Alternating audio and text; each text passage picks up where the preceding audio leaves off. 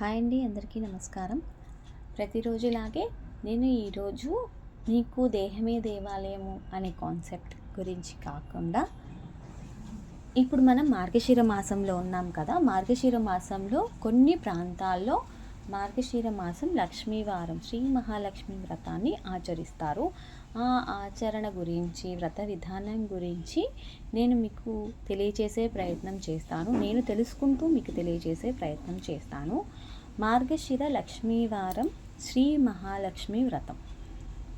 మార్గశిర మాసంలో గురువారం రోజున మార్గశిర లక్ష్మీవారం శ్రీ మహాలక్ష్మి వ్రత విధానము, సమర్పించవలసిన నైవేద్యములు, ఇంకా వ్రత కథ, దీని గురించి నేను తెలుసుకుంటూ మీకు తెలియజేసే ప్రయత్నం చేస్తాను. అక్షర దోషాలున్నా స్వరదోషాలున్నా మన్నించగలరు. ఒకనాడు నారదుడు పరాశురుడు త్రిలోకాలు సంచరిస్తూ సేద తీరటానికి భూలోకంలో ఒక గ్రామానికి చేరుకున్నారు. ఆ సమయంలో ఆ గ్రామంలో 4 వర్ణాల వారు ఇళ్లను గోమయం అంటే ఆవు పేడతో అలికి ముగ్గులు వేశారు. స్త్రీలందరూ తలంటు స్నానం చేసి కొత్త బట్టలు ధరించారు.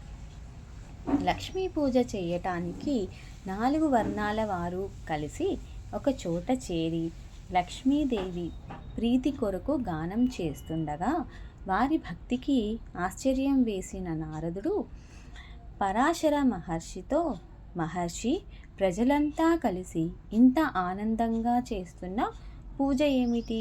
నాకు ఈ పూజ గురించి తెలుసుకోవాలని కుతూహలంగా ఉంది.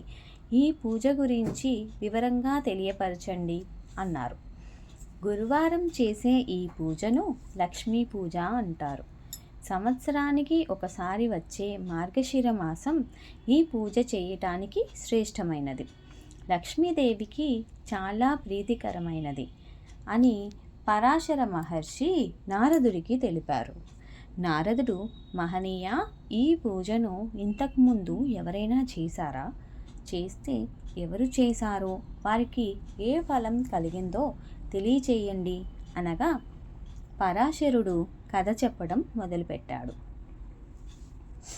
ఒకనాడు ఒక లక్ష్మీవారం అంటే గురువారం విష్ణు పాదాలను సేవిస్తూ మహాలక్ష్మీదేవి స్వామితో, స్వామి, ఈరోజు మార్గశిర లక్ష్మీవారం, ప్రజలు నా వ్రతం చేసే రోజు. మీరు అనుమతిస్తే నేను భూలోకానికి వెళ్ళి నా వ్రతం చేసేవారిని అనుగ్రహిస్తాను అని పలికింది. విష్ణుమూర్తి సరే అనగా సర్వాలంకృత భూషితయై భూలోకానికి పయనమైంది లక్ష్మీదేవి. ఒక ముసలి బ్రాహ్మణ స్త్రీ రూపంలో విష్ణుమూర్తి ఒక ఇంట్లోకి ప్రవేశించాడు. ఆ గ్రామంలో సంచరిస్తున్న మహాలక్ష్మీదేవి ఆ ఇంటి ముందుకు వచ్చి, అవ్వా, ఈరోజు మార్గశిర గురువారం, లక్ష్మీ పూజ, ఇల్లు గోమయంతో అలికి ముగ్గు పెట్టలేదేంటి అన్నది. అప్పుడు ఆ ముసలి స్త్రీ, అమ్మ, ఆ వ్రతం ఏమిటి, ఎలా చేయాలి, నువ్వు చెబితే నేను కూడా చేస్తాను అని అడగగా మహాలక్ష్మి మందహాసంతో ఈ విధంగా పలికింది. మార్గశిర గురువారం ఉదయమే నిద్రలేచి ఇల్లు గోమయంతో అలికి ముగ్గులు పెట్టి లక్ష్మీదేవి పాదముద్రలను ముగ్గుతో వేయాలి. కొత్త కొలత పాత్రను తెచ్చి కడిగి ఎండబెట్టాలి.